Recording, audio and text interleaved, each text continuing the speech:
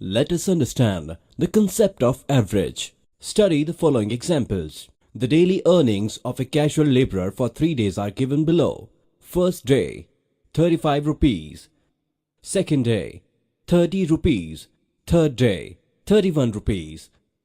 His total earnings for 3 days are 35 rupees plus 30 rupees plus 31 rupees. That's equal to 96 rupees. Had he earned equal rupees in 3 days, his total earnings being 96 rupees, what would have been his earnings in each of 3 days? Clearly, 32 plus 32 plus 32 rupees is equal to 96 rupees. We see that average earning in 3 days was 32 rupees.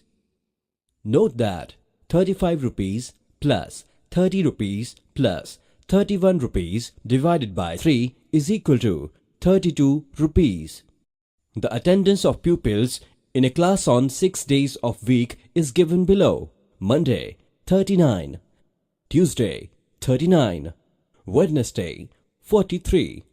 Thursday, 40. Friday, 42. Saturday, 37. Total attendance of pupils in a class on 6 days is 39 plus 39 plus 43 plus 40 plus 42 plus 37 is equal to 240. We can think of daily attendance to be 40 because 240 divided by 6 is equal to 40. Since in that case also, total attendance for all 6 days comes out to be 240.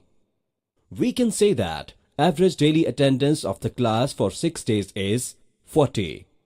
So, the average daily attendance of the class for 6 days can be obtained by dividing the total attendance of pupils for 6 days by the number of days. Thus, average of a group of numbers is found by using the following rule. The working rule of average is equal to sum of quantities divided by number of quantities, or average is equal to sum of quantities upon number of quantities.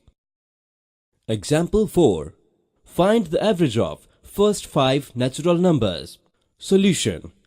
The first 5 natural numbers are 1, 2, 3, 4, 5.